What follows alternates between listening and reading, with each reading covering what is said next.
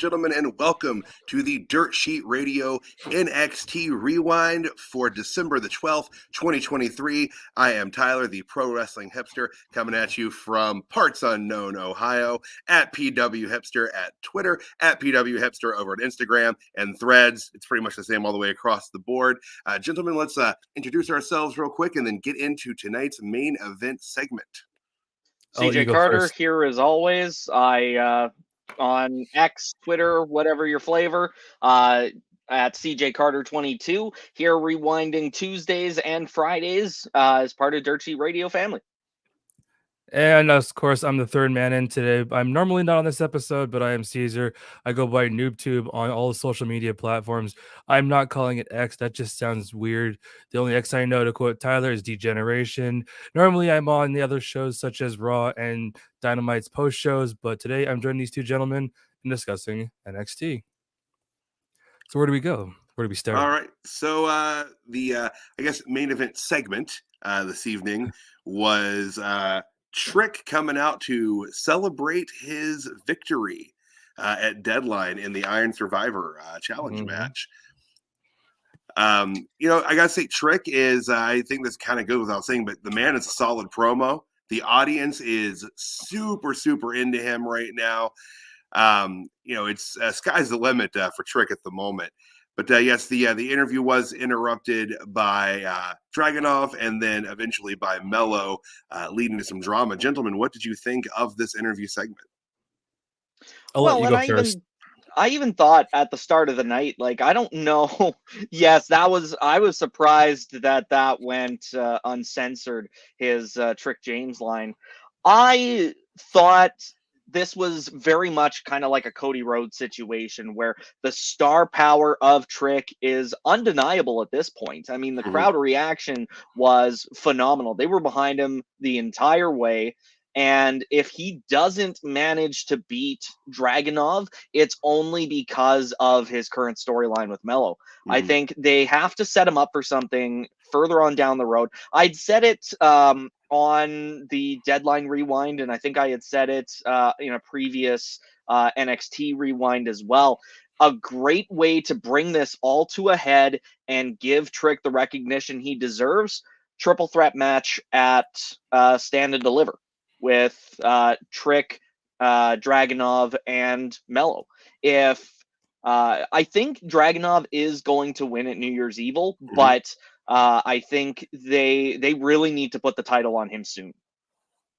Now, to weigh in on this one, could you see somehow Mello and Trick costing the belt and Ilya still winning it? Or do you still see Ilya winning it cleanly? Well, and they did bring up Halloween Havoc, where Trick coming out, distracting Mello, led to Mello losing the match and the title. So I think there is some sort of precedent for Mello being the guy to come and ruin Trick's night. And there was the whole accusation being thrown that Dragunov was the one that attacked them both. Dragunov fired it back with I don't think you were actually attacked. And that was a note that I had when they aired that segment. We will talk about that more later on. But I think they are really trying to I think we're seeing this whole storyline come to a head. It feels like they are trying to wrap things up now, especially with Mello being the guy that is headed to SmackDown for the U.S. title tournament. So I think we are going to see this resolve in the next couple months heading into Stand and Deliver. Absolutely. So do you see the Mello being in the tournament on SmackDown? Do you see that as kind of a soft call-up for him? And like his permanent call-up will be after Stand and Deliver? Because obviously, he's going to put Trick over at Stand and Deliver, and then I would assume move up to the main roster. But so do you think he's going to be kind of bouncing back and forth, kind of like a Dragon Lee going forward? I hope not. I think, well, and it's like you said, they very well could possibly just call him up for the tournament and then send him back down for a proper debut somewhere down the road. They've Mhm. done that before with guys that come in for the Royal Rumble, and then it's like, oh, we don't see them again on main roster TV for like another 4 or 5 months. Right. Mello, and I know we've talked about this before, he's been set for the main roster for the better part of at least a year now. You know, both him and Braun, I thought they were going to get called Mhm. up after the last Stand and Deliver. But if it does come down to Mello, like if this is his main roster debut and permanently, then they're really going to have to put a bow on this possibly even before Stand and Deliver. Vengeance Day coming up. That could be another place, and then maybe and then maybe Trick gets his chance to shine at Stand and Deliver by beating Dragunov 1-on-1. We'll see.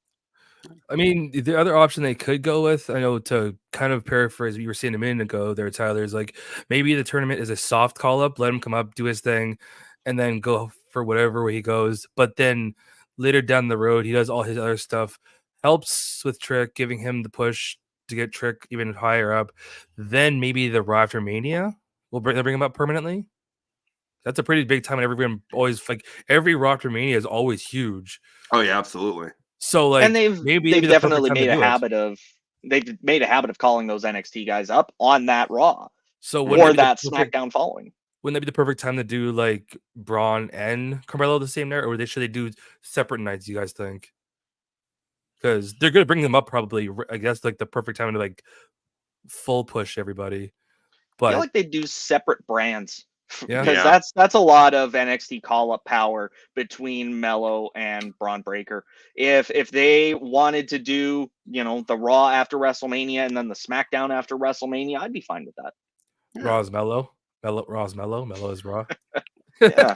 I gotta say, so like, I knew Mello wasn't a huge dude, but he looked Yeah. kind of small in the ring tonight. Like, I don't know if like just Trick's really tall, but like Well, he looked small compared to both Dragunov and Trick. I Mhm. actually did some reading while I was watching that episode while we were talking about that segment. Apparently, Ilya is 5'10", so that means that Mello's got to be like 5'8" or 5'7" something. Because yeah, like holy crap, the size difference is it's like yeah, there you go. See, like even And you see the bend in Dragunov's knees too, Right. like, and he's still standing about a foot and a half closer to the camera. So That's the WWE announcer special. You bend your knees. Yeah. we're not supposed to tell these secrets. That's how the that sausage is we're made. peeling back the curtain on a Oh show that's not God, even ours. we're gonna get in trouble. Oh no. Guys, it's been fun. Bye, I'm leaving. Michael's gonna have a problem with yeah, us. Shawn Michaels is going to find us. It's going to be Shawn Michaels is gonna drop or super kick me through my window pretty soon. bam out of nowhere. Oh, always cooking is Sean and Hunter. Always cooking. All right, Oh so my god. anything else on the main event segment this evening? What do you guys make of the of Mello hitting Trick with the belt by accident? That's setting up for something, but we don't know what yet. It's That's all I I will can say. say, as soon as he started tugging at the belt from Dragunov, I knew exactly where that was going. So it looked a little telegraphed, but I mean, he's going to play it off as an accident. It's going to continue to, I think, sow doubt in Trick's mind. Definitely, yeah. All we can do is sit and wait. That's the unfortunate part. We gotta wait till next week. We gotta sit here. Damn it! It's a whole week. This whole long-term booking thing is great until it leaves us wanting more. Yeah, and they're starting to do a lot of cliffhanger endings. I've noticed, especially NXT. This is starting to feel like a weekly thing. They did a similar thing at the end of Deadline when they went off air with Mello kind of creeping up behind Shrek on the entrance ramp there. But I feel like the cliffhanger thing, it's becoming a hallmark of NXT. Sean must like cliffhangers.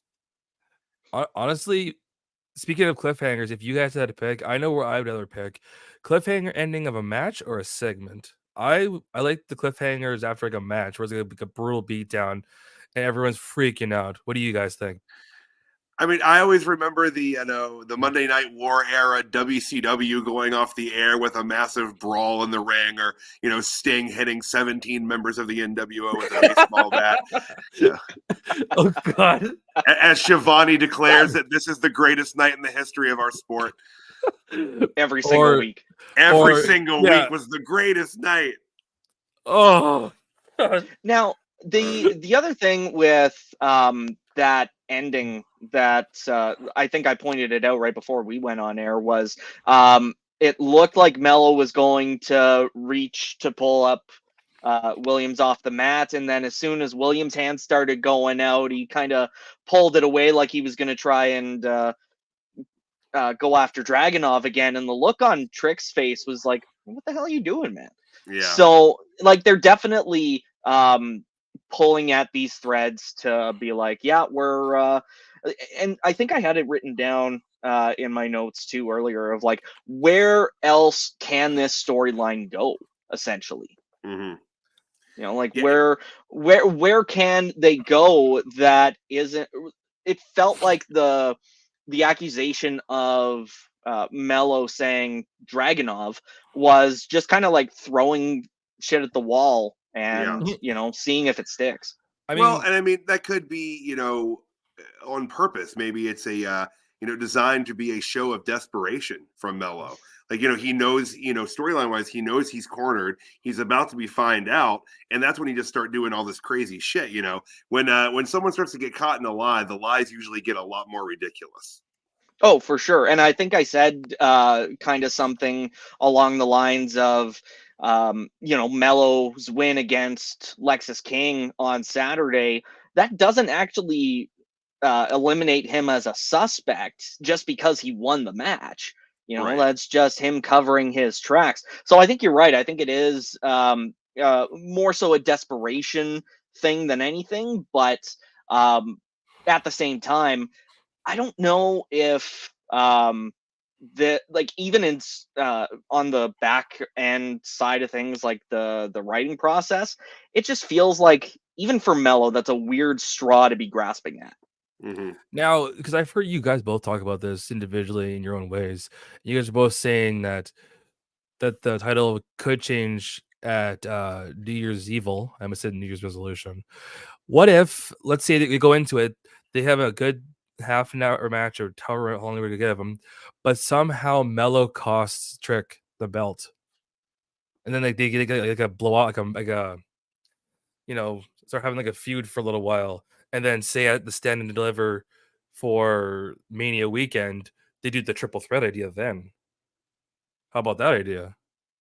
Well, yeah, I'd be perfectly fine with that. Even just while you were setting up the Mello costs Trick the belt scenario, the thing that popped into my head was like, there's a promo there where Mello says one word too much, and that's how Trick finds out. Mm-hmm. If they decided to go with that instead of, like, oh, there was another camera angle, or there's some other random thing. If Trick manages to suss it out because of Mello's own fault, I think that would really be like just the cherry on top. Absolutely. Like the mentality that Mello's had for himself and Trick has always been, hey, I'm the star, I'm the smart one, so if he manages to get outsmarted by a guy that he's always thought was below him, then that might give him even more fire when he does get to the main roster.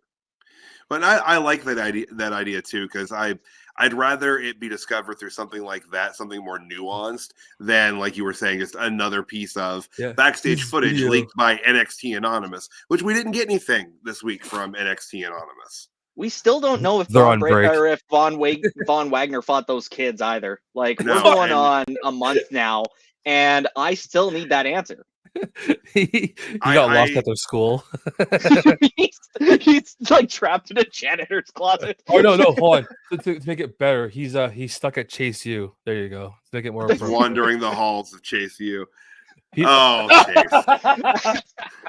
But he did look like shit though. Yeah, Oh, yeah, I love that. always. I Pretty much love that always. line. That line was so gold. He's like, "You look Oh, like yeah. shit."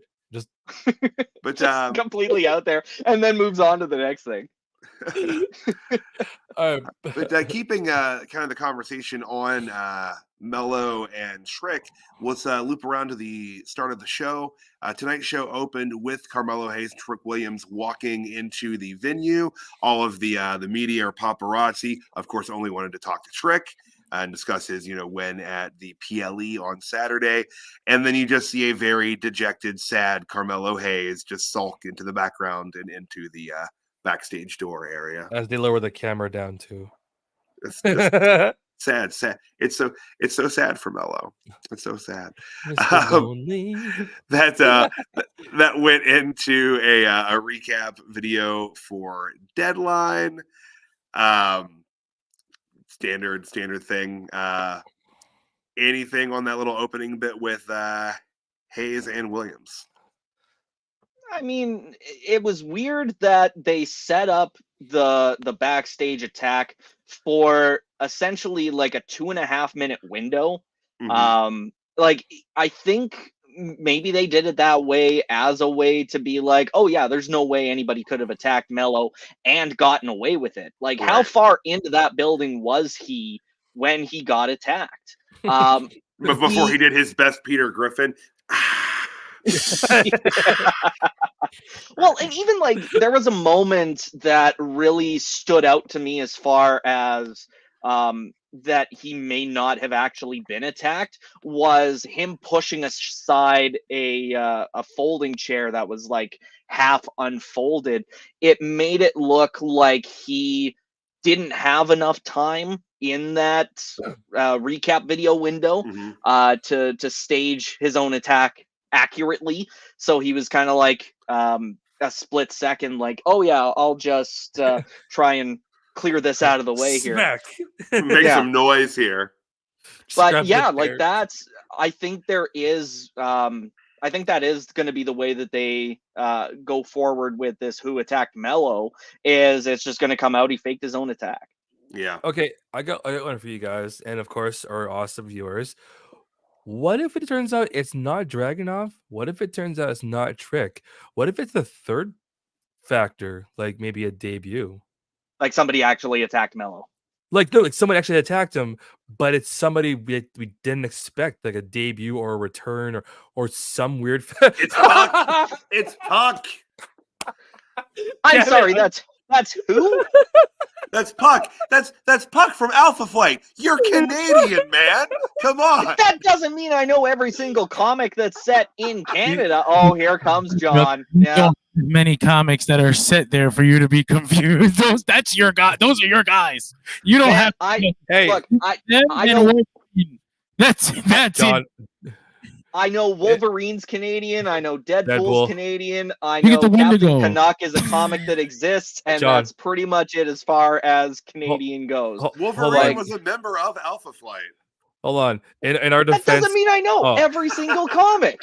in our defense, some of us don't live in downtown Toronto. Okay, all of I downtown live Canada. in Manitoba. Yeah, Like we don't live in that downtown is Canada. So aside from Saskatchewan, like Saskatchewan is like the armpit of Canada, and then Alberta is like a close second. Manitoba is like a moderate third as far as what the not worst place in Canada, but like we got 2 feet of snow overnight, and it's like I don't want to deal with that. Oh, we haven't gotten any on our side yet, so we're good. Yeah. Or we got Oh, a little bit. count over here. yourselves lucky. Eh. But remember though, in our defense, Tyler and John, not all of us visit downtown Canada. Wait, where are you from, man? Western. Oh, like BC? Yeah, that's where I'm from. Nice. We'll definitely taking- have to link up taking over. offline because I got some good BC stories. We're taking over the streams. More Canada represent. Well, all we need now is a Newfie, and we'll be set. Oh my god. Oh gosh, we wouldn't be able to understand a Newfie. No, that's like the funnier part. Well, that'd be a whole episode. John would be watching the episode like, I'm not translating this shit. We just need captions in the bottom. all the captions would just say, "Yeah, no, bud." I Just all it question said. marks. take responsibility for throwing you all off track, so now I have to bring you all back forcefully. It was worth it though. It was worth it to throw that It's in worth there. But anyways, It definitely was. our Canadian detour there. All right, so after Shout out in the comments if you're Canadian. I want to know what our viewer representation is. so, just gibberish. after Carmelo's maybe being attacked, probably not, probably just laid down like someone trying to sue a grocery store pretending to slip on a grape or something. But after that, we had the in-ring promo, the return of Cora Jade to Tuesday nights on NXT. Ooh, I got one That- before it involves Corey Jade. So I saw the clip. Or I saw the clip. I actually watched the match of them at NXT Deadline. And did you guys notice how when she came out and hit Lyra, the crowd was just like there's very subtle booing, or was that just me? Like the booing wasn't very intense. I don't remember. That was 72 hours ago. I don't remember her getting a huge reaction. I feel like she got booed a little more tonight, but people were a little excited to see her until she started to try to turn the crowd against her, as returning folks often have to do. Like 4 tonight, months away. Like tonight, yeah. Tonight there was like hard. There was lots of booing tonight for sure, but I'm saying at Deadline, it seemed like people were just like, "Oh, hey, cool." So Well, I didn't say it before. I should say that. Well, and I mean, I don't know if part of that might have been just indifference. Like we were kind of talking last week, the women's division in NXT is quite possibly one of the best built rosters that WWE has. No, you're not wrong. And You're not this wrong. was before Deadline when Cora Jade was still out. Nikita Lyons was still out officially. And we even said like that is like they're set up with enough talent as it is. Mhm. Now you're adding Jade and Lyons back into the mix, and is it starting to feel overcrowded to anyone else?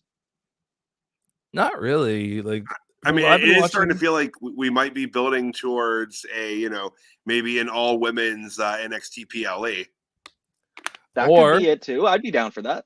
Or they're trying to make sure they have enough women on the show so that when Rumble comes around, people aren't like, "Who are these women?" That could be one. But the PLE idea does sound pretty sweet. I mean, what did you like? What, like 5 years ago they had that one in It was like oh my God, what- 2018, I think. no, what Evolution. was Evolution. There we go. Yeah, Yep. that one I heard pretty good things about it. So I was like, why couldn't they do it again? They got 3 I'm brands. surprised they haven't. Yeah, no, I agree with that one completely. They have 3 brands. They Should be enough. could absolutely make it happen. It'd be pretty easy for them. If they can do a 30 women, right? 30 women Rumble? Yep. Mhm. 30? Yeah. Why can't they do a show with that number of 30 women, right?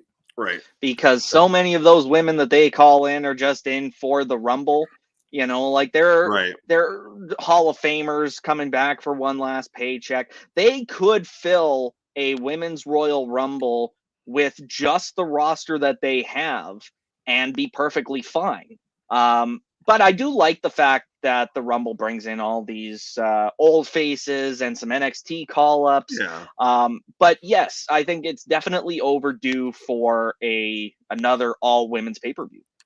Yeah, because I mean, NXT was already stacked, like in terms of their women's division.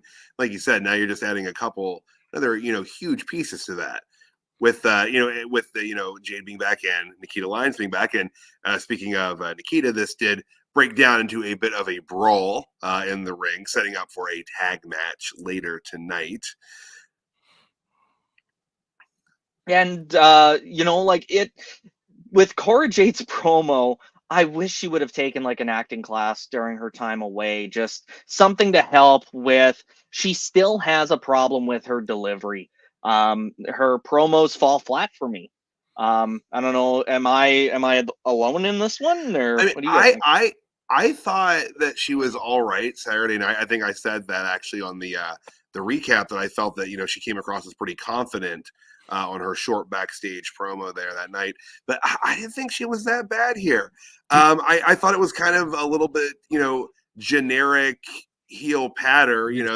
Like you kiss my 8x10s when you go to sleep, and you were tweeting me and texting me to come back. Like it feels a little generic.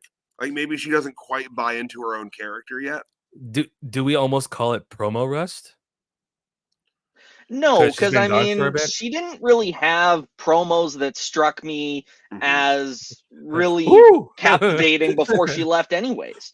And again, like this is all just completely my opinion. But when I think about the NXT women's division and how stacked it is, now that she's back, I'd say Cora Jade is still middle of the pack. But that's mostly because of her promo work. I think her in-ring work is still solid. The match that she had tonight, you'd have never guessed she took 4 months off. Oh no.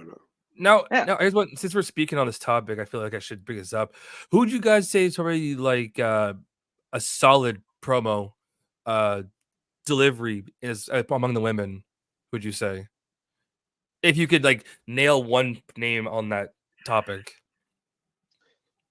I have a couple of NXT names, but wise, I'm trying to NXT wise. think I mean, of like Tiffany Stratton. particular examples. Okay. She's definitely gotten better. That was going to she's be. kinda- she's really, again, like she's someone who I think has really started to lean full tilt into her character, believes in the character she portrays. It feels like it's an extension of parts of her own personalities. So like I feel like she's come a long way. I think she's a great promo now. Yeah, definitely. I actually understand how it works with her now. So yeah, I'm kind of believing it too. Oh, there she is. Yeah, she's gotten better in the time I've been watching the show. So I'm not saying I've seen that a lot of it. I've only seen some of it, and honestly, yeah, I can agree with you on that one.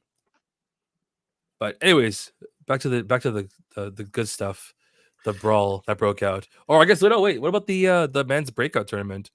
Yeah, we had like 2 matches. Oh, tonight from that was after. Oh yeah. Yeah, we're just top of the card down. Yeah, our first match this evening that we had on the card was Metaphor. In this instance, being Noam Dar, Oro, and Lash Legend taking on Josh Briggs, Brooks Jensen, and Fallon Henley in a 6-person tag match. Briggs, Jensen, and Henley pick up the win over Metaphor. Gentlemen, what did you think of this match? I'll let you guys discuss that part. Sure. I reasons. thought it was a great match. Definitely. I think they're really leaning into this. Briggs is a big guy narrative. Like, I don't think it was any coincidence that he won the match hitting a huge clothesline, being JBL's pick for the Iron Survivor match. Right. And, like him deciding he wants to go for the Heritage Cup now that he's scored a pin against Noam Dar, and Jensen having a negative opinion on that. Yeah, like definitely lays the seeds for a singles run for Josh Briggs. But I don't have a problem with the team that they've made for themselves. But Briggs definitely has that star power and potential. Maybe another year before they do anything with him. But I think as long as he keeps doing well in NXT, he'll make the most of it. Absolutely. And I mean, the match itself was solid. They continue to give Lash a lot of power spots. And I think she's definitely got some momentum coming off of the last couple weeks for her, especially last week body slamming Otis. Yeah, I was thinking about that. Yeah. Well, and they even brought it up on commentary tonight. And the power move was that her tossing Henley over the top rope. Yeah. Oh yeah. Fantastic. That was a great spot. With the amount of push they're giving Lash, would you guys see her being a champ in the near future? Kind of along the same lines as Briggs for me. I think that what they're doing right now works with Metaphor, but definitely she has the potential to be that breakout star in Metaphor. I thought it was going to be Noam Dar but he's starting to outshine her. Even in these sort of mixed tag situations, like she's definitely coming into her own, and it again, same thing as Briggs. We'll just have to see if she makes the most of this momentum and opportunity. Mm-hmm. And I will say too, a little shout out to Fallon Henley. Like, she shows a lot of promise. Like, I still think there's definitely some rough spots for her. Some of the moves and spots she goes for, it looks like she's doing them at almost half speed. Yeah. But I think she shows a lot of promise, and she looked really good in the match at Deadline over the weekend, and she looked good here as well. But I don't think it was the focus wasn't to be on her this evening in terms of the women in the match. I think Lash was who they were putting more of the steam behind this evening. Yeah, definitely, yeah. Which that kind of begs the question: would Lash Legend have been a better fit for the Iron Survivor match? And if so, who would you replace her with? Or who would you take out of the match to replace with Legend? I don't know. I don't know. I hate these questions. Go to commercial. We're live, pal. It's honestly, it's hard to say. Like, I think that there are some big things for Lash on the horizon. I think, though, like you were kind of saying with Briggs, like, it needs to take about a year before I think we really start to see that development really take hold. Because in that scenario, would you break her away from Metaphor and have her as a face? Well, that doesn't necessarily need a face push. Like, she's doing a good enough job. Granted, she got a huge pop body slamming Otis last week, and rightfully so. That was an incredible spot. What is he, like 3-something? 3? Yeah, I think they put him in at like 340, 350 in and around there. Again, like you said, the fact that she got him off the ground, rotated, and then body slammed him. That's huge. Yeah, and so is Otis. Yeah. But no, I think there is a way. If they wanted to go even like the dominant heel route, that they kind of did with Jade Cargill in AEW. I think there's definitely potential there. And I think Lash is a lot further along now than Jade was in AEW. So if they were able to make that work with Jade, I think they can definitely make it work with Lash. But, it'll be a matter of time and really making sure that she's prepped for it. Honestly, there's 2 ways you could look at it. One, she could go for the contract thing that Lola Vice has. She could get breakout contract. Yeah, she could get in line for that, like down the road, of course, when all things are done again next year. Or she could, and hopefully, because you were saying about the Jade Cargill thing, hopefully she doesn't get put into those like 5-minute squash matches. Because whenever Jade did those, I was like, all right, guys, going for a piss, spirit pack. Nothing against that's fair. Jade and the opponent, but it's like, if you're going to show off this monstrous heel of a woman, let her have some time to destroy her opponent or have a good match. I'm not saying let's give her the 60-minute treatment. I'm saying like 10 to 15 minutes solid. Something. Not, okay, cool. And I mean, those were title matches. So yeah, that's a very valid claim. Especially if, like we're saying, if we're going to give her a push down the road as a champion, heel or face, she needs to be able to at least do the dance for at least a good 10 to 15. Solid. Not. You don't want to wind up with more Goldberg situations. I got a question for you NXT folks. This Lash Legend, she's done a couple of cool spots. They look really nice. What matches are y'all talking about when you say that she's like what? I'd like an example, because I remember the Jade Cargill push, and they would put her on TV in these 5 sometimes 10 minutes, and I always thought 10 minutes was too long. But they would put her in these squash matches, and then on pay-per-view she'd have the matches with the Tave Contis or the others.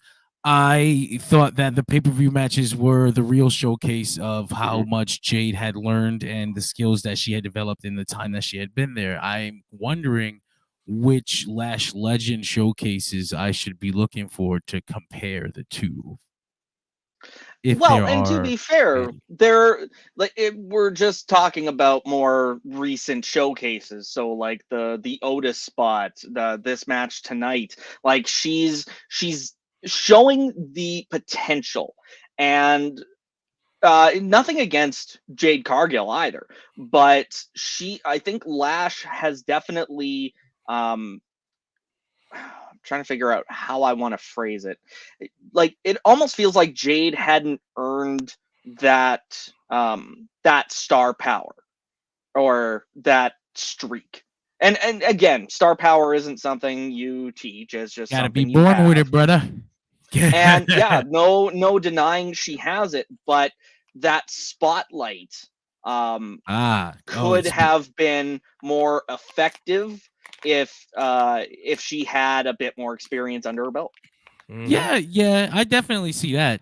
I was more wondering about Lash Legend because like I don't get to see a lot of NXT, and I know some people surprised me. Like Tiffany Stratton came out of nowhere for me, and all of a sudden she was good, and all of a sudden I'd seen some matches, and I was like, well, that's a good fucking match. This girl's got it. And I was wondering if maybe I missed something with Lash Legend because I was like, I've seen Jade, and I've seen moments where I'm like, that's a great match. Not yet. Lash hasn't had that sustained singles push yet. I think they're still kind of building to that. But like in the last few weeks, especially with the kind of shine they've given her, I think that's really what we were referencing is that, you know, she's definitely on the up and coming. But as of yet, she hasn't really had that breakout showcase match yet. It'll come. She's getting her feet wet, we'll say.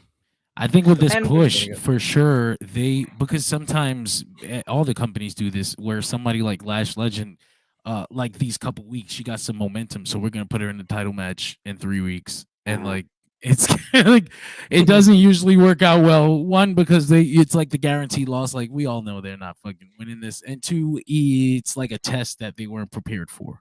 which is kind of what happened to Zoe Stark at Survivor Series. Yeah, exactly. Creeds Exactly. this week on Raw. You know, but they've got their tag they title passed match their coming up. tests. Well, and yes, flying colors, yeah. but they've passed the test as far as the NXT audience is concerned. They've been showing up to Raw. They've been putting in the work. But at the same time, there is an argument to be made of they've only been here a month. I do wonder if the main roster guys are going to be taking those reckless Creed moves the way the NXT dudes were taking them. But I'll get out of your way. Those guys were NXT guys. So, yeah, it's very possible.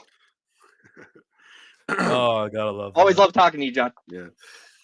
But moving on through the show, we had the first match for the men's breakout tournament. They had all of the competitors there lined up. I've got the names here. Trey Bearhill. They were announcing what universities they attended. I don't have all of that information, but we had Trey Bearhill, Dion Lennox. The lawyer's name, is it Luca Cruzafino? Am I pronouncing that correctly? Tavion Heights, Keanu Carver, Riley Osborne, who is a Chase U representative, Miles Bourne, which I do know Miles Bourne was Appalachian State College because I'm originally from West Virginia, which is in the Appalachian region of the United States. So just that one stuck out to me. Oba Femi, and then Lexus King jumped Bearhill from behind with the chair, and we'll find out later this evening that Lexus King himself has now entered the breakout tournament. But this led into our first match, which was Oba Femi and Miles Bourne. I gotta say, I didn't really know who either of these folks were going into this. I thought it was pretty solid. Oba Femi has a hell of a look. Oh, absolutely. Like he is a big dude. Like he had a couple of nice power spots in the match. that pound, or no, that was the other guy. Never mind. Sorry, I'm thinking of a different spot. They had Oba do a pretty impressive looking pop-up power bomb, which I don't know if that would could really be his finish permanently, as that's one of Kevin Owens's moves. They usually don't like to have folks doing that similar finishers, but he's a big guy, so maybe that's why I feel like if you're over a certain size, sometimes we're like, yeah, screw it, give him a power bomb, that's his finish. Let's give him a tombstone. Let's give him a power bomb. Let's give him a shooting star press. The usual No, things. no, never went through the shooting star press. We saw Lesnar at WrestleMania with a shooting star press. A Bork laser beam to shooting star But now, press. to be fair, Riley Osborne did hit that fantastic shooting star press in his match. That was beautiful. Like, picture perfect. All it was missing was the wide angle shot and the cameras going off. It's all it's missing. I definitely got like it. It doesn't help that his name is Osborne. The fact that I was like, oh yeah, Evan Bourne. Like that was another great shooting star press is the one that Matt Seidel does. Billing these guys from their university. Why did they make that decision? Like, it feels like they would do it to promote their Next in Line program, but that topic never even came up. So did they do it just so they could bill Riley Osborne from Chase U? The fact that he's wearing a Chase U shirt kind of did that. That's that's a fair point, because everyone else had legitimate places of institutions of knowledge, legitimate universities and colleges, and he's Chase U. That's a good point. It does kind of now feel like that's the only reason that they named all of those, was just so they could be like, we want to have a Chase U guy in here. Well, are you trying to say Chase U isn't a legitimate institution? Because I'll have you know, it is in severe financial debt. Well, I know that they're not able to provide financial aid to their students going forward. I know that. How is Andre Chase getting paid as a salaried employee at Chase University? Like, if they don't have any money, then like where is this classroom right now? How do they still have students? Not a single one of them has dropped out. BS. No, I think the investigation will continue. We'll get to Chase U. Sweet viewers, don't think we won't be talking about Chase U tonight, because we will. But Obafemi goes over as the winner in 3 minutes and 35 seconds to advance in the tournament. It kind of felt like that was the way it was going to go. I figured they held the camera shot on him a lot longer during that opening little segment. But we'll see how it goes. Did you guys think it was a pretty solid first match? Like, to be brutally honest, that's when I got home from work. Fair enough. I walked in and like the crowd was going mental for him, and I was like, "What did I miss?" And then the bracket popped up. I was like, "Oh, okay, now I know what's going down. I missed the match." Okay. Oh, what I was gonna say a minute ago, what you guys were going on about it was like they're saying everyone has their legitimate universities, and yes, they had Chase U as a legitimate university that's somehow being paid by some people by some place. Probably have a secret Kickstarter. But what the hell is Lexus King then?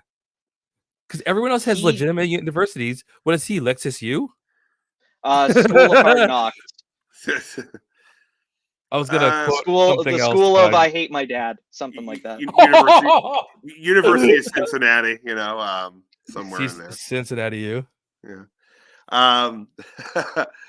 But I was surprised that Miles Bourne, being basically the only guy in this tournament that's had any significant TV time. Like I realized it when they were introducing him that he was a member of Drew Gulak's stable, which we'll talk about them later in the match too. But I mean, this is a guy that essentially had to backdoor his way into the group by betraying Briggs and Jensen in their tag team match.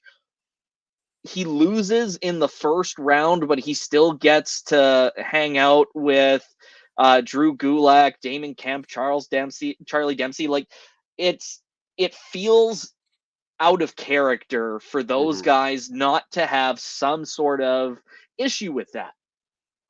Yeah. Gotta wait and see on that one. Mm-hmm. Sadly. Oh, hey, this moment. Always lock your locker. Yeah.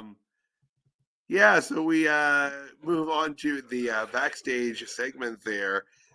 They showed Valkyria warming up in the locker room. Her and Nikita Lyons had a brief conversation, and we found out that Tatum Paxley continues to be a weird creeper. Photoshopping her face onto Becky Lynch's head. It's... I get why they're like, it gives me very Trish Stratus, Mickey James vibes. Yeah, I was from just gonna say that. And but Tatum Paxley is taking it to like a dark 11. Yeah.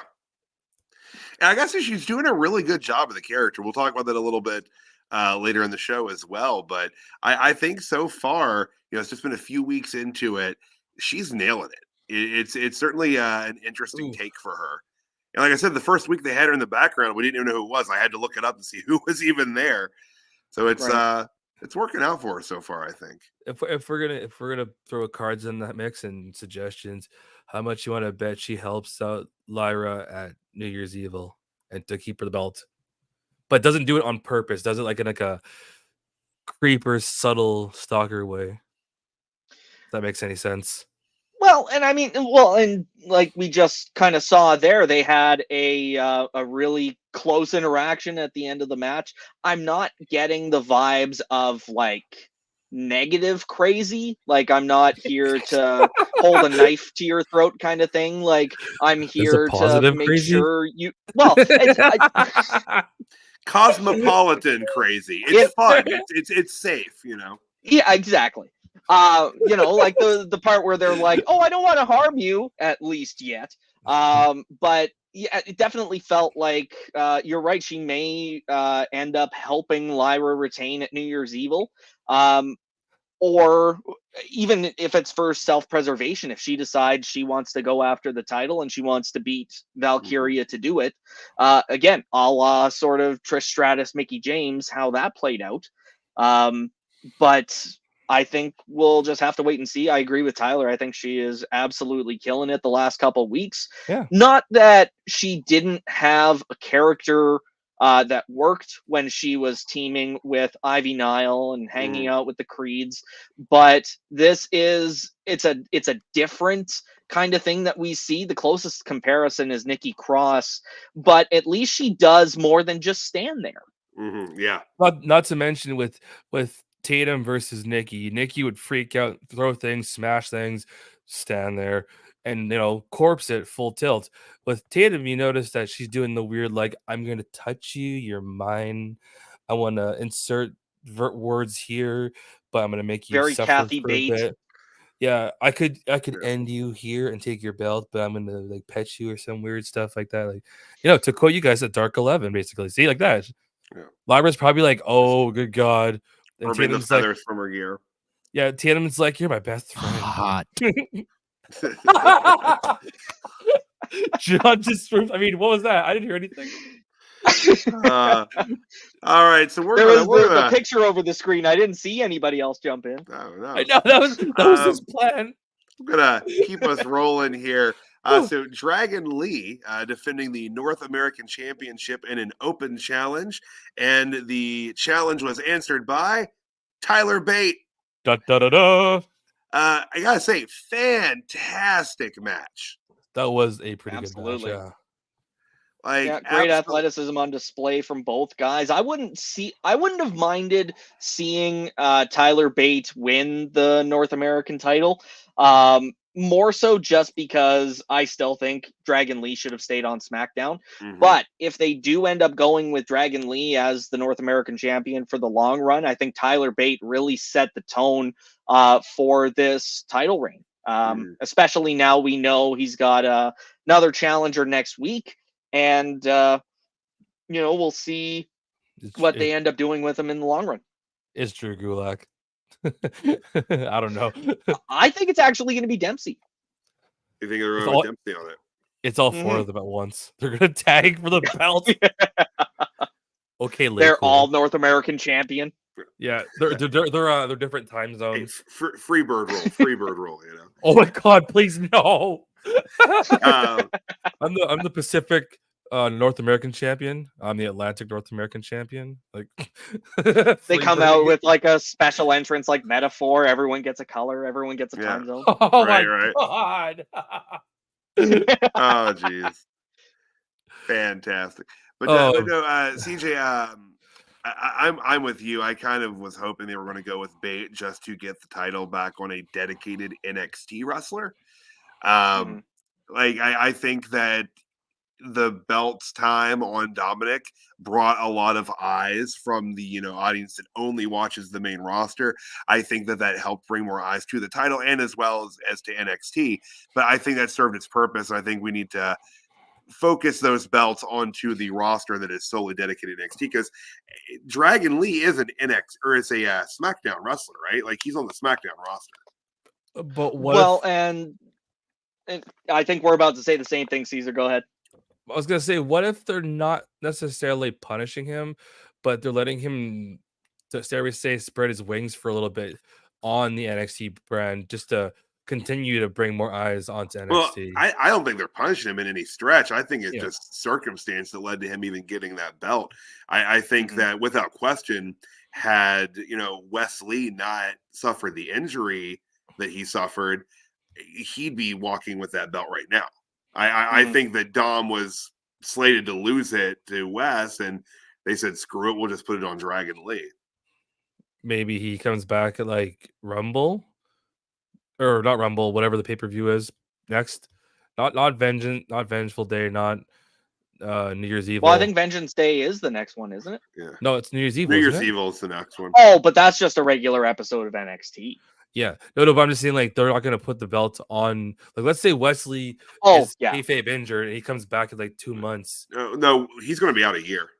No, you know what I mean, right? Like, I'm just saying, like, as if they all of a sudden was like, oh, guys, it's actually a kayfabe injury. He comes back in like 3 months. But if you're saying he's for a year, then here, Dragon, take it. It's back surgery, right, CJ? Oh, it is. Oh, okay, yeah. Like when he was standing in the ring last week, like that was definitely like he was in pain. There's no reason for him to like if it wasn't for them setting up that match and setting up the interaction to bring Dominic out to the ring, I don't think they would have even called him in. But I think they could have also done that without Wesley having to be there. They could have done something pre-recorded. But that's a whole other conversation. Yeah, you gotta love those moments. What's next on the card here? All right, so right before the next match, we had a backstage segment with Lexis King hanging around outside of Shawn Michaels' office and having a discussion with Ava, which, as we've talked about, Ava is seemingly the stand-in general manager for when they don't want to have Shawn on air, which is often. Yeah, it's often. He was on the pay-per-view Saturday, but then again, we talked about this a little bit earlier, but this puts Lexis King with his amazing beard into the breakout tournament. And this kind of goes back to what I've been saying since they announced the participants of this tournament. None of them had any real star power or credibility. At least on the women's side, you had a few reputable and familiar names, and that's why Lola Vice won. Not trying to take away anything from her. She did a fantastic job, and I think she's going to go far. But with nobody in this tournament being recognizable, like even for me to realize only tonight that Miles Bourne has been on TV before, it doesn't do anything to draw in those viewers. Like bringing in the guys from Raw and SmackDown on a weekly basis, that wouldn't need to happen if you were building your stars in NXT the right way. So for them to put Lexis King in this tournament, he should have just been there the whole time. There was really no reason why they couldn't have had substantial, recognizable talent. Because now the one guy that Lexis King took out, whose name I didn't bother to remember, why would I bother to remember that now? What are they going to do with him? He's now Yeah. the guy that Lexus King took out of the breakout tournament. Mhm. So speaking of star power and star names and stuff like that, if let's was it next week on NXT, let Lexus King, do we see him going over? First of all. Mhm. And Yeah. then secondly, do we see him getting taken out by Riley Osborne next or the week after that and having like a star power rub because people know Lexus, like you were saying, and people are just learning who Riley Osborne is. Because on the other side of the bracket, I don't know. Well, on the main side of the bracket we're talking about, there's like the two names that we know about. So again, like, see, I only recognize, like you said, there's Miles Bourne, Riley Osborne, Keanu Carver. I just learned about tonight, and then with Lexus, Dion the first Lennox one. with those glasses just makes me think of Percy Watson. Oh my God, yeah. I quit. Showtime, Percy Watson.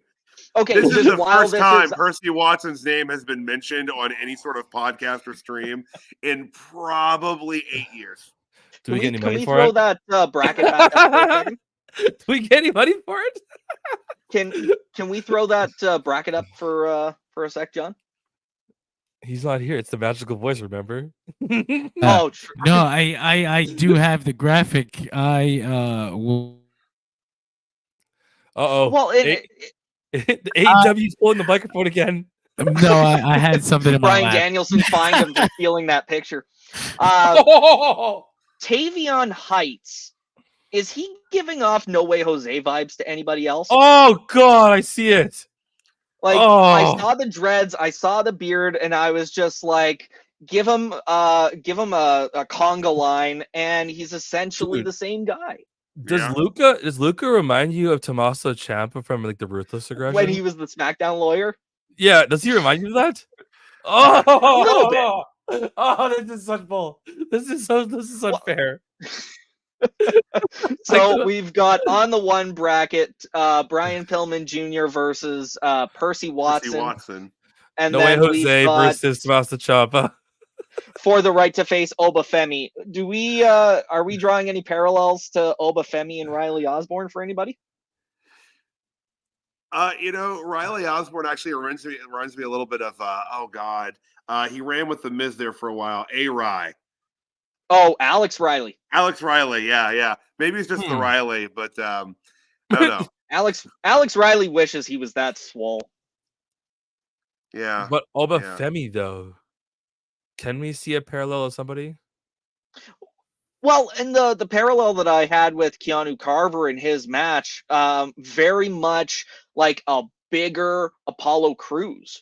You know, like the agile guy that still has size and power to him. I think even though he took the loss today, Keanu Carver's a guy that we're really going to have to keep our eyes on. His finishing maneuver is the top rope springboard backflip. It's complicated. That'd be intense. I'm even just trying to like follow that through in my head. Okay, yeah. He'd over the rope. Yeah, jump over the rope. Go to the other corner. His legs go flying backwards into the ring. Yeah, 350-pound guy doing that. Let's see that. Oh yeah. What's All he right, doing? Moving on, we had very quick 56 seconds here before the DQ sounded. Dijak taking on Eddie Thorpe ended up being a beatdown with the turnbuckle. I've seen some really ridiculous comments about this match that I cannot say right now because they're just such dumpster fire comments. But someone was like, "Oh, the turnbuckle was broken." It's like, well, and when I was watching, it did take me a second to notice that the turnbuckle was had fallen off. I was trying to see if Dijak actually got busted open, and he did in that stair spot before they rang the bell. You can see right before the bell rings, when he's still down on one knee, the blood starting to pour from the side of his head, which then they do the turnbuckle spot like 30 seconds later, and I'm like, oh yeah, that is Dijak's blood. Holy shit, the turnbuckle fell off. No, honestly, I don't know. I don't know if he needs like a repackaging, but He's got so much promise. Dominic Dijakovic. Did I Mhm. right? Yeah, like even before the whole retribution angle, he was actually a pretty big force. Like height wise and size wise, we used to dance with Keith Lee in the ring. That was some good stuff. He's a big dude. I'm not sure how I feel about his Sin City gimmick that That's he's what I'm got going right saying. now. Like if they brought It him back works. as for now it works, yeah. But like if they brought him back like as himself, Dominic Dijakovic, and his old gimmick, like he could be like an NXT or oh my god, a North American champion. Holy man, I just did that. Like I don't disagree that Dominic Dijakovic was a definite North American title contender, and I'm surprised he wasn't. But Dijak is a completely different beast compared to who Dominic Dijakovic was. Like Sensei. he's got, even just aside from the character presentation, Dijak has this edge that Dijakovic just didn't. And I think for him to go back to that first persona would be a step back. I think anything is better than T-Bar. But we don't talk about if that. if the next well, and we were talking about that on Saturday because I can't remember who it was, but somebody said that the damage that T-Bar did to him, he felt that Dijak just was a spoil on the main roster for him if they ever call him up. And I disagree. Like, he has come so far from the Retribution days, and I think if they sent him up even without the Sin City character presentation, if he just kept Dijak name and went back to the presentation of Dominic Dijakovic, but still had the edge of the Dijak character, yeah, he'd do really well for himself. I guess you could almost also say they probably should change his name from like if he went back to let's just say he went to Maine as the Sin City gimmick and he went up as Dijak. Personally, I would say I'd say take put his last name back to Dijakovic, but don't call him Dominic for the obvious reason. Right. Or don't call him Dom, something different. But that's Dominic with a C versus Dominic with a K. So I think we can get away with it a little bit. If Jey Uso Is his can name use Donovan? No, Dominic. What the fuck? Yeah. I thought it was well, Donovan I Dijak. think What the I fuck? think his real name is Donovan, but his ring name was Dominic. Oh, that's right. He's Dijakovic or some shit like that. I fucking hate this company, man. I'm sorry. Fuck you. Sean's like, I'm out. I quit. I'm out. I'm going to bed. You guys are on your own. All right. This is fantastic. So sorry, boss. plowing along through the show here. Oh, before we go on to that, where do you think this rivalry goes from here? Like, it's obvious they have to set up another match to make up for the disqualification and the ring literally falling apart. I hope this is an opportunity to bring back the NXT Underground match. That's exactly the first one that they did. Yeah, like that first match with Eddie Thorpe and Damon Kemp was exactly what Raw Underground should have been, but without that Raw presentation gumming up the works. If they go this route, especially for New Year's Evil, I think that's going to be a big draw. Yeah, that's exactly what I was going to say, man. That's exactly what they need to do with it. If they're bringing back a specialty match, we'll use the term. You might as well put it on a special. Sorry, PLE. I almost said the other thing. I don't want to get in trouble. But yeah, PLE, big match. Those two. Slap my credit card down. Done. I mean, I think that's probably why they did the spot with the rope coming apart. Because, so that they could set that up. Yeah, I think that's what they were kind of tilting their hand to. I like that. I didn't even make that connection, but yeah, let's just take away the ropes. Let's take the ring away. Let's go a couple feet underground and settle our differences. Yeah. But I do think that's where I think that's the direction that we are certainly heading with that feud. But gentlemen, the segment that I think that all of our viewers were chomping at the bit for tonight, the continuing saga of Chase U and the gambling scandal. Tonight they were oh, there he is. God, he looks like shit. Which was mentioned in the segment. So eloquently by Duke Hudson. Yeah.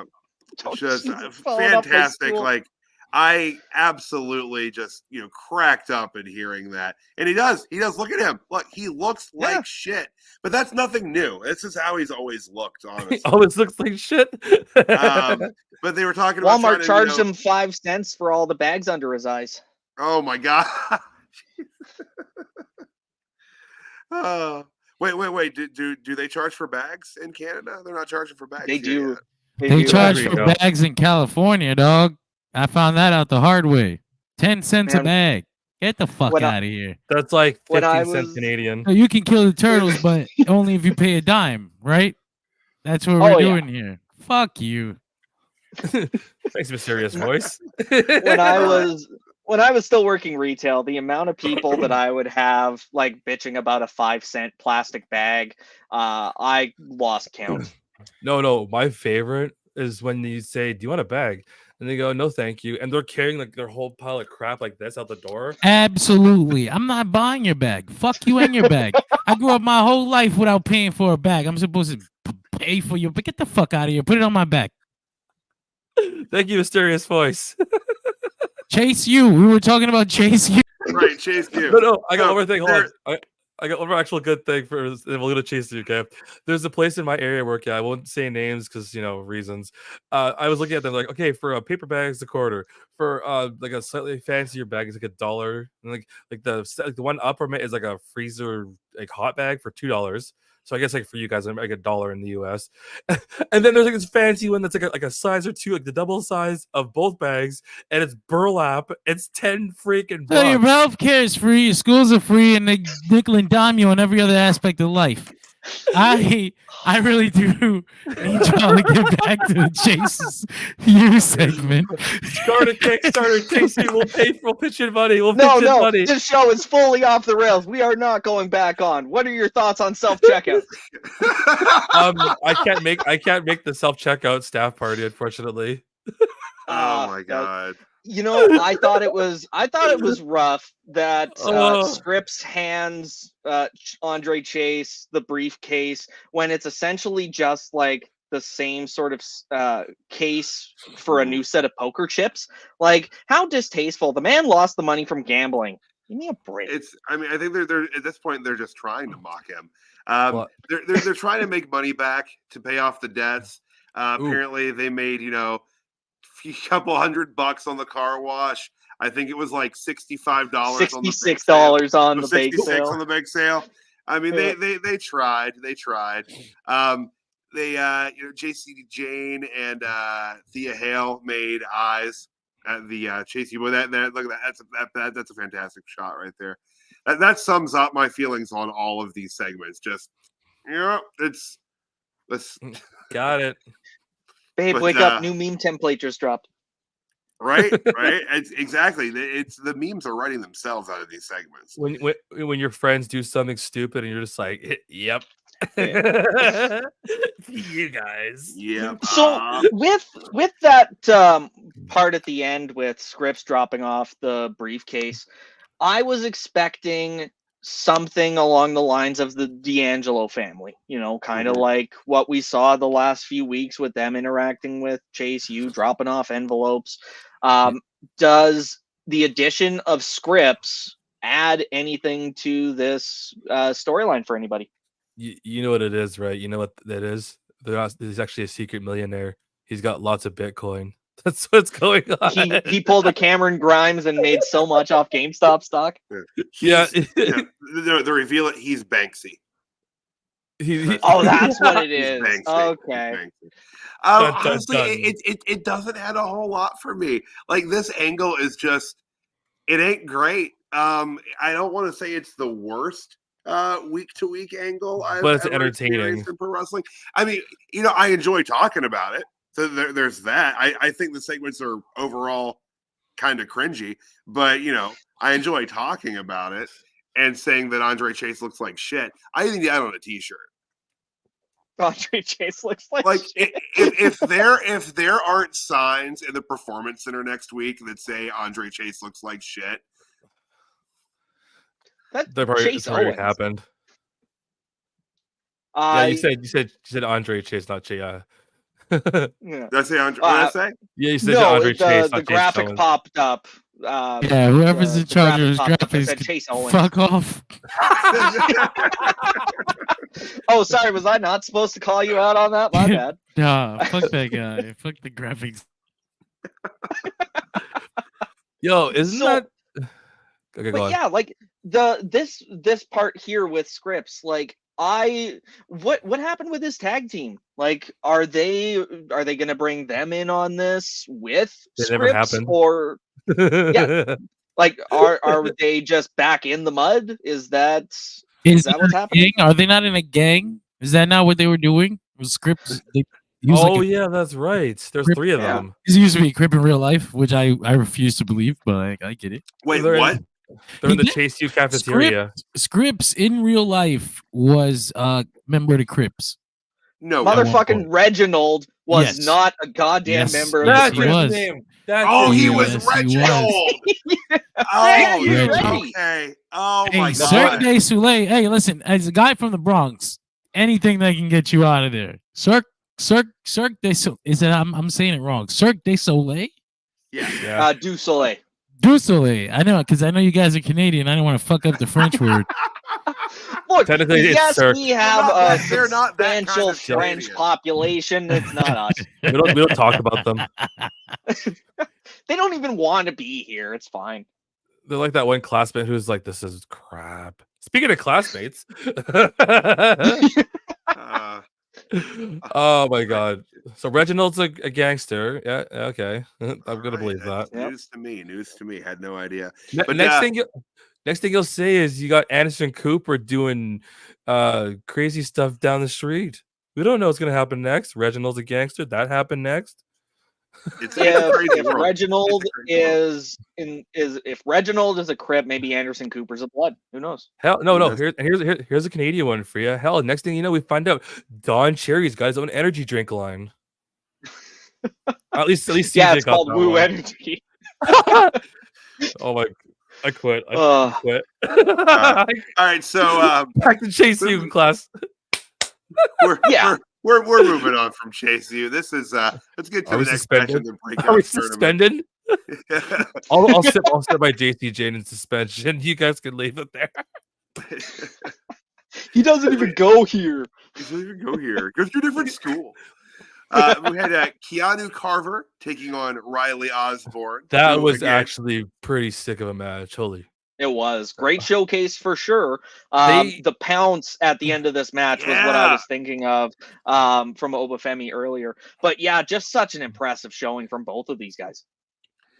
Yeah, absolutely Please. fantastic shooting star press. Really short match. I mean, I look for this first round of the breakout tournament for all of the matches to probably be under 5 minutes. Well, didn't they also What did this one mention come out that? to? This was Osborne took it in.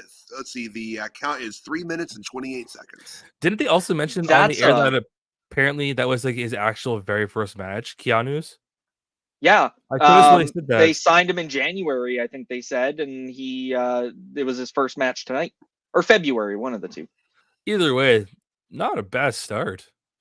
Yeah, like that's absolutely incredible, and I think it Oh, really man. attests. You guys, we're talking about Obafemi.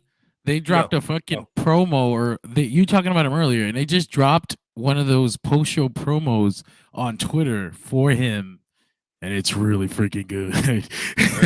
Hold on a Definitely have to second. check it out. Hold on. Yeah. What's Twitter? Yeah, it's just X, Twitter, X, Twitter's X. Twitter's X. I was trying to drop the video here, but I don't know if digital exclusives can get us copyright stricken. No, we decided to- I was wondering about that.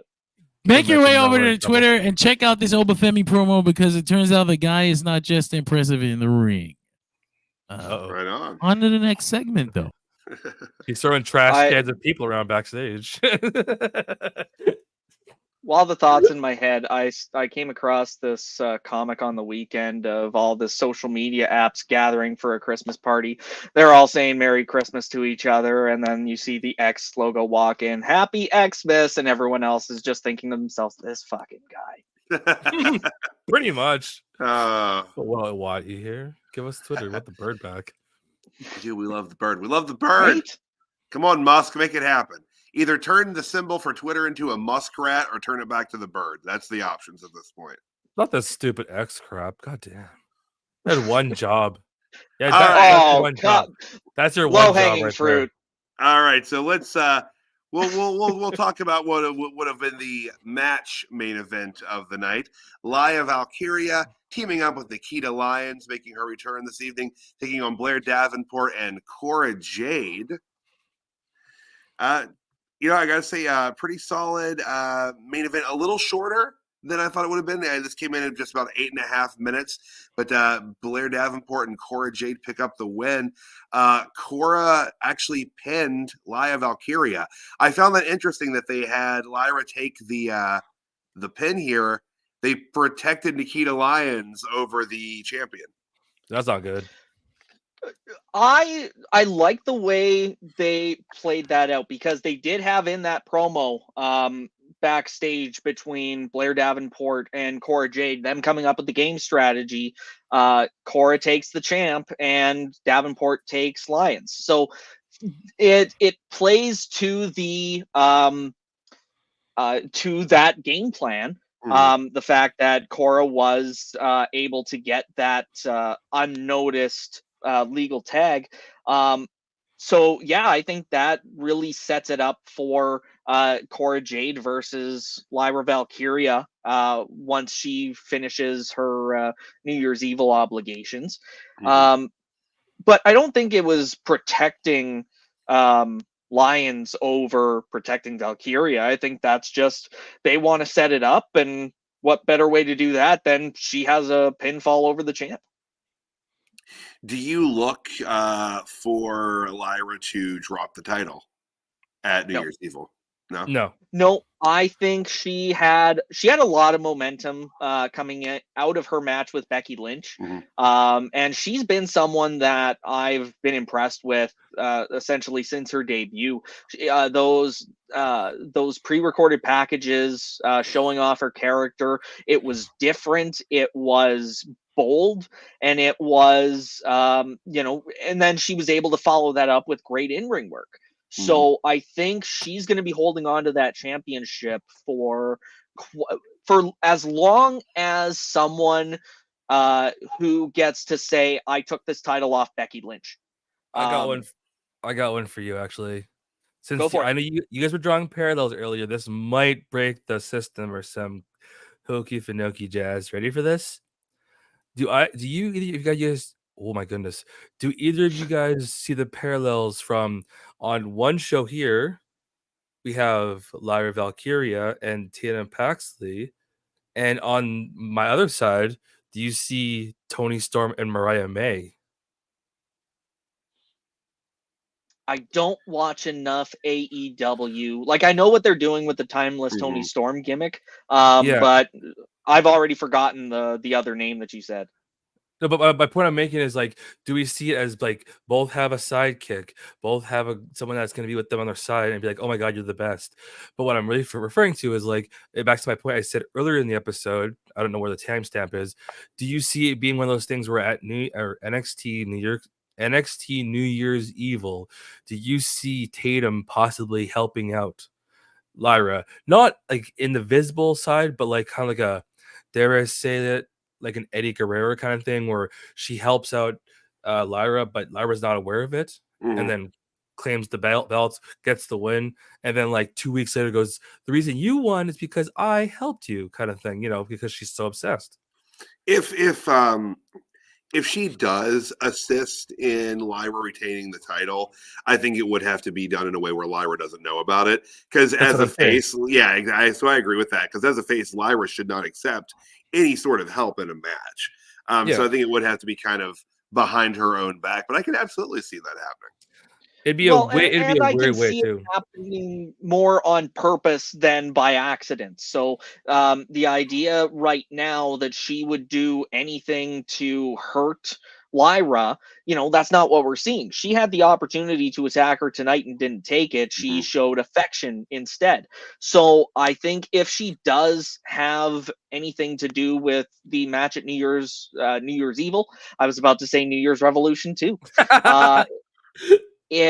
Shout out 2006. I think if she does do anything at New Year's Evil, it will be to help Lyra retain. And be your best friend and be like, I'm obsessed with you. Yeah, and that's the thing. Like Tyler said, like she's not gonna want the help. I think she may not say no to the support if she flat out says, "Hey, do you want me ringside for your match?" Well, that she'd probably say no to, but just in general, like, "Hey, I'm a fan of yours. I'm gonna show my support." I don't think she would turn that down. But it'd be really funny is if she pulled a John Cena and sat ringside and was like, I bought a ticket. I get to sit here. See, well, I'm not I mean, ringside. I'm ringside. yeah, exactly. But no, I think this is eventually going to lead to a match between them at some point. But I think they're going to milk the crazed fan part of this for probably a little while longer, at least. Maybe they're setting up for Stand and Deliver. Yeah. I can see that. So anything else on tonight's show before we move on to our Constable Corbin of Joe Gacy? Forgot about Joe Gacy and a cup of Joe. That was Joe Gacy. Holy crap. The continuing change in character for the now much more manic Joe Gacy. I kind of forgot about the segment.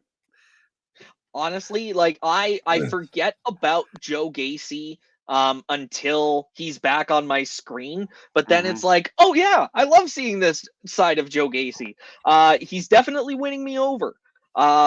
And I think if they just keep him on this sort of chaotic train that he's on, a crazy train, if you will, then I think they're setting him up for something big down the road. If they decide to put the North American title on him, I think that would be fantastic. I can agree with that one completely too. Not main belt, but NXT North American belt for sure. Yeah.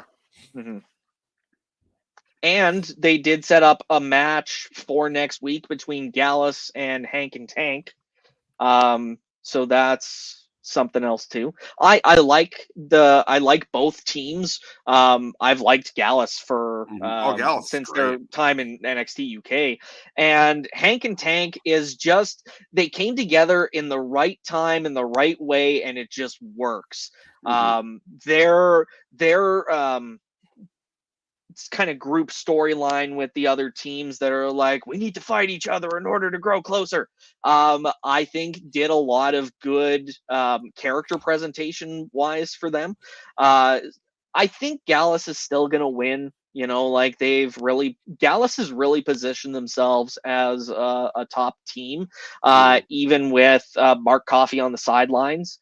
And I think there's Joe Coffey, sorry. Is it Joe Coffey? It's Joe Coffey. Okay, yeah.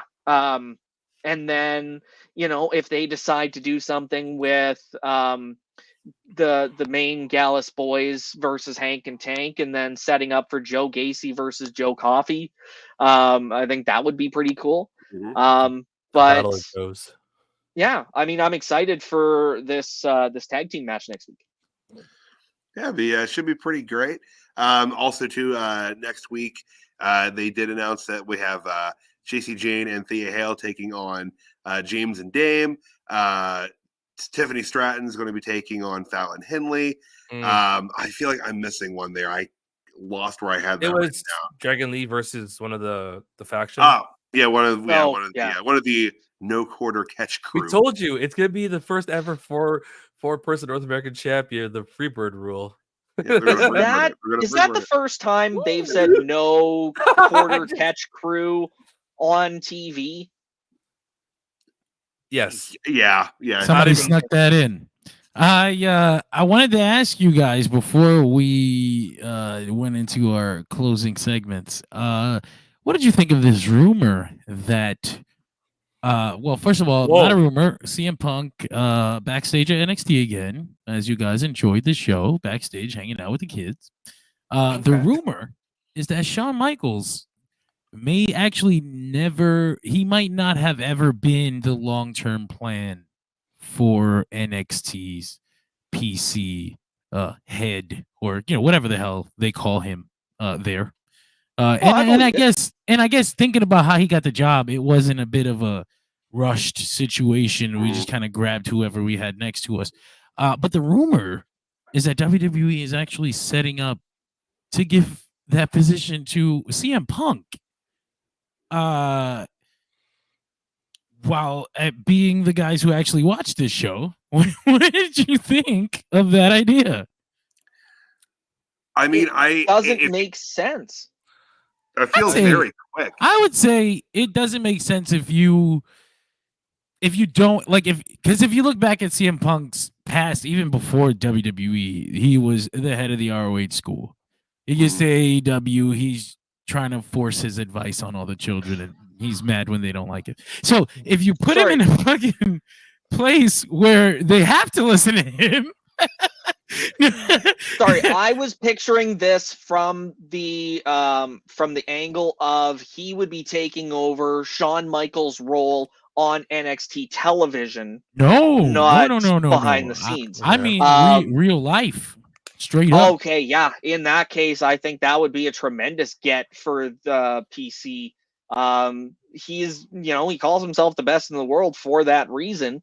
It's, well, one, because it's a marketable slogan, but two, because he is a solid contender for best in the world. So if they are able to put him in a position where he can teach the next generation, I think that's only going to make the next generation better. As long as they don't learn his temperament, that might not be great. But I hope. I think that, like I said from the beginning, even when he got to the WWE, I think that this is a great environment for someone like him who needs to have that kind of structure. And I think actually being a PC coach would be the perfect position for CM Punk. I just spilled all my weed on my lap. Would be the perfect predicament, perfect situation for CM Punk. I did just want to bring that up on the NXT recap because this is where we talk NXT, and that was a pretty big rumor from a decently reliable source. Trust me, bro. Bro, I mean, CJ, I'm with you. Like Punk as a head trainer, I think could be a really great get for them. I don't think there's any arguing that he's tremendous in the ring, has a fantastic mind for the business, has a fantastic mind for ring psychology. I mean, and that's something that I think is hard to teach. And if you're going to have someone trying to, impart ring psychology on a generation of students, Punk would be a guy to do that. Now, I have one question to throw into the mix in this one. What did that hinder him from being on TV on main? Like, would he stick just strictly in PC, or would he still be going back and forth? What do you They guys do think? TV I don't think- like once a week, once a week for him. I don't think that would bother him at all. Yeah, I mean, I don't no, think he's but going to be wrestling a whole hell of a lot anyway. See, that makes sense what Tyler's saying. He won't be wrestling very much. And then John's got a point too. He's only on once a week, so it's not like he's doing 6 episodes or something. He's probably not gonna be working every single house show either. The guy's kind of old, so Yeah, he's kind got of. the time. He said the O word. A little bit. but at the same time, I mean, is Shawn Michaels ready to retire? Do you think? This can all be just. I think this is his retirement. This is Sean's retirement, honestly. Exactly. Like, I don't see a possibility short of Shawn Michaels literally saying I'm done or I'm dead. Usually, Like, usually in companies and in real world companies, like it would not. There is a transition period. Like CM Punk would have to shadow Shawn Michaels for a year or something. Like I don't think it would ever be like Punk just comes in, HBK out. Because when you shake up the whole locker room like that and you bother the kids, they're kids. You took away their father. Like you can't do that. Where's Christian? you're right. So it would definitely be a slow transition. How slow though? Because I mean, CM Punk right now is without a doubt the hottest commodity in the company. So they've already announced he's going to be hitting the house show circuit, which granted probably the won't very be least, for very long. I mean, have they announced him for anything other than the MSG show? I thought they had. I thought there was a second show. It's only 2 shows, and it's the holiday show. Like these are the big ones. They're not like fucking Iowa, Big ones. Which that's fair because people still got to spend money on Christmas. So yeah, getting 100%. them into a house show is the gonna be hard Madison enough. Square Garden holiday house show is like a 30-year-long tradition. They put in CM sure. Punk on there definitely doesn't surprise me. The Kia Forum one surprised me, and I sometimes wonder if there's a little spite in a booking like that one. But I digress. But also, yeah, like I think just this may be a precursor for things to come. If Punk really wants to prove that he is back with the company for the right reasons, they may take advantage of that and say, well, if you really want to make it up to us, you can start doing some house shows. Yeah, babysit do house shows. Well, and I think that Punk is a draw. Like I said this before, I'm not a huge Punk guy myself, but I won't deny that the man sells tickets and moves the ratings needle. But moving on to folks that don't move the needle or sell tickets, gentlemen, I think it's time to talk about our Constable Corbin of the night, the jobber of the night. Caesar, here on the NXT Rewind, we always take our swings at Baron Corbin, and so we like to call this because he sucks. Sorry. Sorry, Baron. It's not. I have to jump in and just say that the criticisms that I lob towards Baron Corbin come from a good place. I want him to succeed, but he can't succeed in WWE. It's got to be somewhere else. He's got to pull a Drew McIntyre. No, you know where he could succeed, right? As a Swiftie bodyguard now. That's where he can succeed. He's got contact now. He's been in the booth. Watch Royal Rumble. He would not be a fan of us at all. He's a little sensitive when it comes to internet speak jargon about his career. He would not have traffic. That's partly why I made it. Fair enough. Watch Royal Rumble. He'll come out to shake it off. But because my Constable Corbin, my King Corbin, my happy Corbin of the night is Trey Bearhill, because this is probably the worst way to debut a wrestler that you could possibly do. Love Shawn Michaels, think he's got some great ideas. This was not one of them. You show the guy standing there. Like, it's awkward to begin with, having all of these dudes standing there as they announce their potentially fake universities, just so they can say that Osborne is in. Well, they're real universities, but I don't know that these folks actually attended them. But you have them all standing there just awkwardly to begin with, and then bam, Bearhill down, Lexus King in the tournament. Will we ever see Trey Bearhill again? Will Trey Bearhill come back to attack Lexus King? Was Trey Bearhill even a wrestler? I don't know. And we may never. If they actually did run a storyline where Trey Bearhill attacked Lexus King and became something, that would make this a really cool moment. I don't have the faith that they would do that, but if they did, very cool. You know what they'll do, right? They'll do the Veer treatment next week on Raw. Oh, God. Bearhill is coming. But I'm Bound. going with Trey Bearhill, brother Bearhill. It's yeah, that's right. I just referenced Brother Bear. That's how we roll here on the Dirt Sheet Radio. We're old enough to know. We're old enough to know what that is, at least. Yeah, but that's who I'm going with, gentlemen. Who do you have in the Corbin slot this evening? I'll let CJ go first. Okay. Yeah.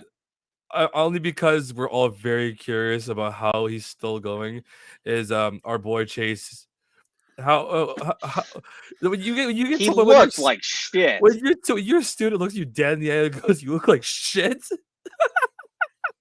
and you're still standing there. Tell me when he's telling lies. And you're still standing with a straight face in front of your students at a school you're not sure how it's being funded. He really did no sell that comment too. He did. He just kind of absorbed it and kept going. You know that camera, as soon as they said, "Okay, and we're done," he punched him in the face. That wasn't in the script, dude. You were supposed to say I'm a good teacher. Don't worry, Mr. Chase. Everything will be okay. No, you look like shit. No. Okay, CJ. Well, before we move on Who's your constable? from Chase U, Riley Osborne did not come out to the Chase U theme. Oh, maybe because he's an intern. He had his own. What's that? Well, because I mean, if he's coming out with a Chase U shirt and doing the Chase U hand thing, and you would think he'd be full rep by the school, but no, they gave him a character and a personality. You know why, right? Well, because now he's linking up with Thea Hale, who, oh my god, that poor girl, almost my jobber of the night for just fail after fail trying to pick him up. The facial expressions on JC Jane and Thea Hale, fantastic. Like you said, just memes at the ready right there. JC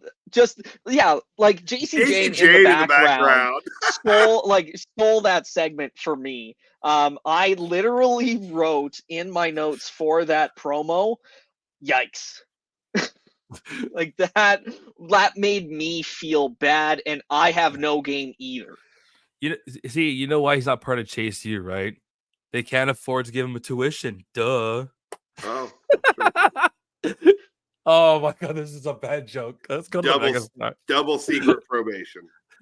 But yeah, my jobber of the night, my Corbin of the night, also Bearhill.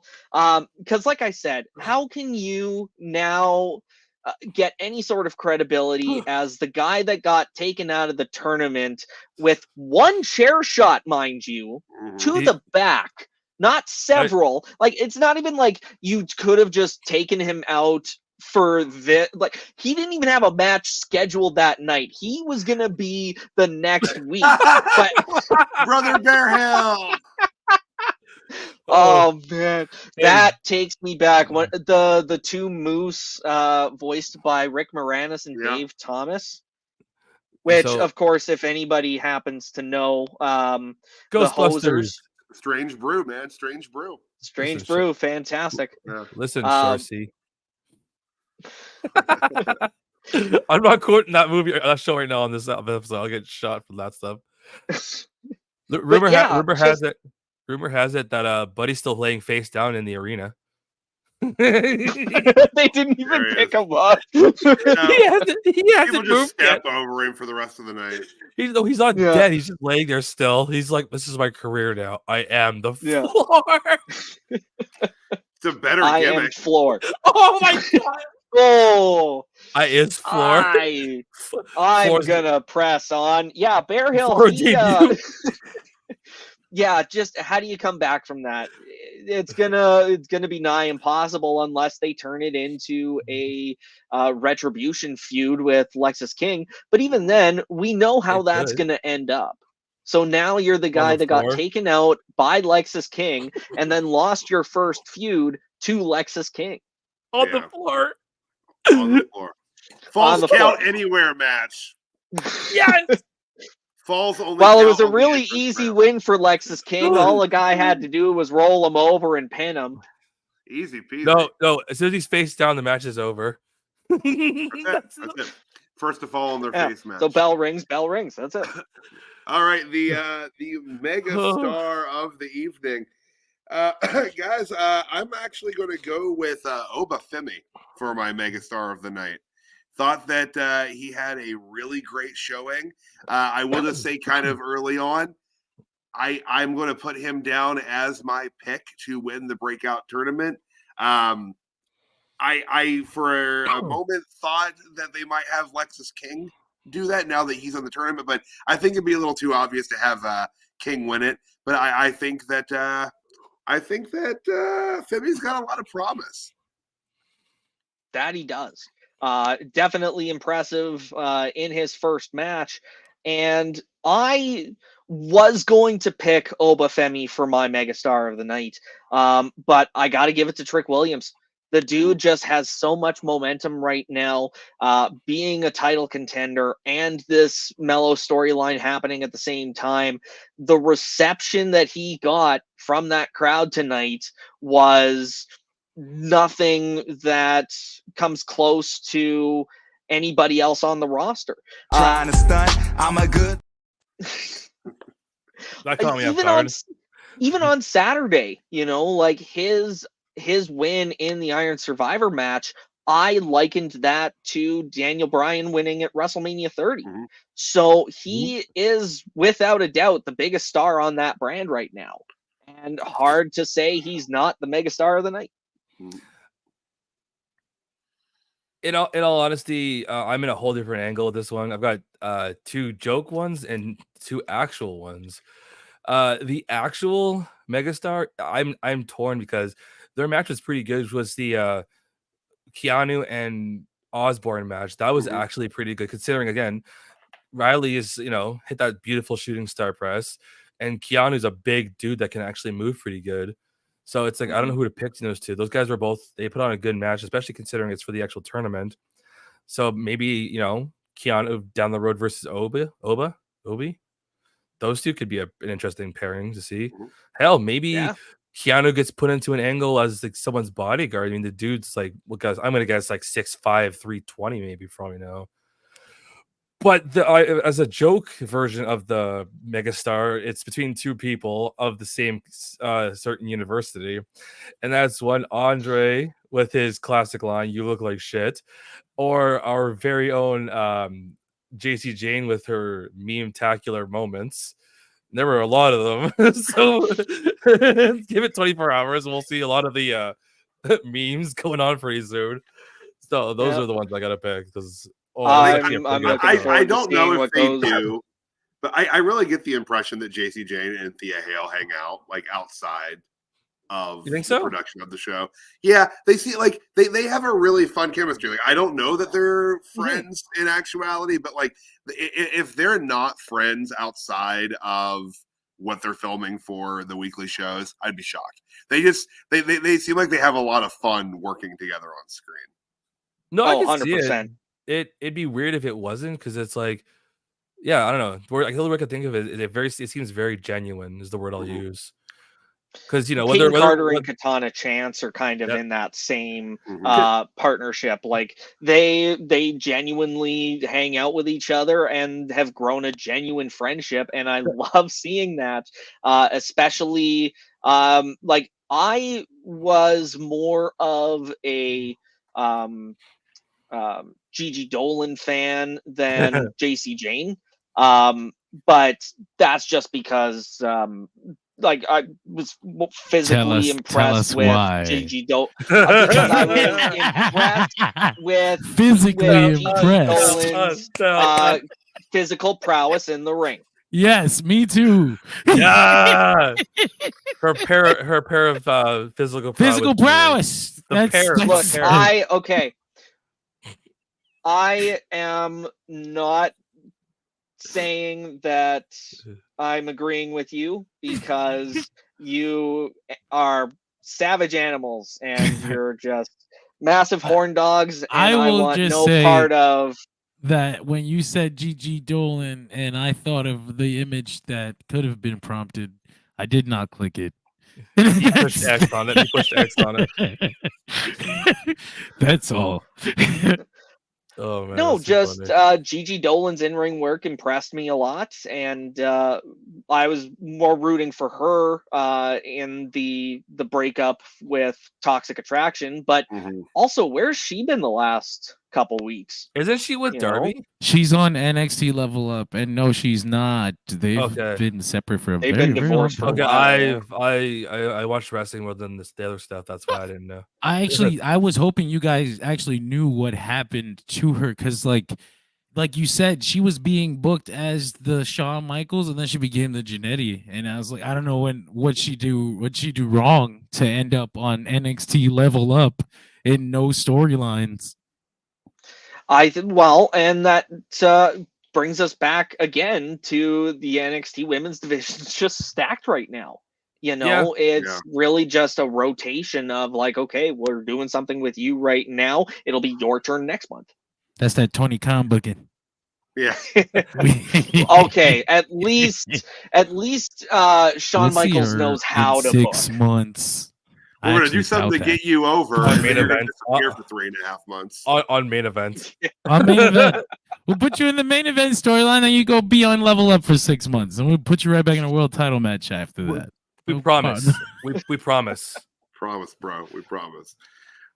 Gentlemen, it has been a fantastic evening of NXT breakdown. Caesar, thank you so much for doing the swap this week. I know you had some scheduling conflicts that had you off the show last night and switched on to tonight. That's why we had Soup on last night.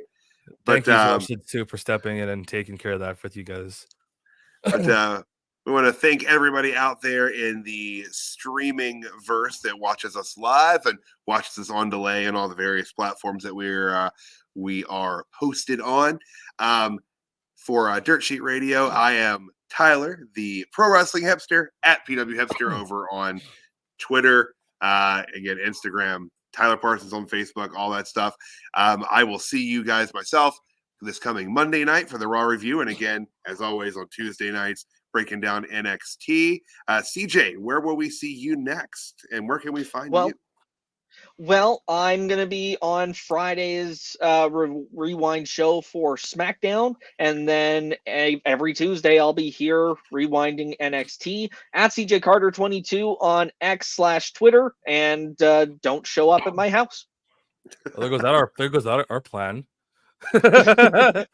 And of course, I'm the last one in the group. The last few weeks, for some reason, I've just been like getting real with real world encounters on streams. So I'm like saying stuff like, well, if you run into me in real life, you don't know me.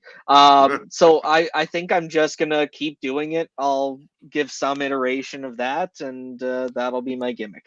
It's story time with CJ, baby. It doesn't work now. You broke all the kayfabe on the camera. What I'm mysterious. Look, if WWE Network can do it, I can do it. Then that's just how that works. Anything you could do, I can do better. Yeah, and I'm not even getting paid to do it. And then, of course, I'm coming in at the end of this thing. Normally, I'm not here with these guys on NXT, but I am here for this week because of scheduling conflicts. You can catch me at NoobTube on literally anything social media-wise. I'm not saying X because that sounds uber ridiculous.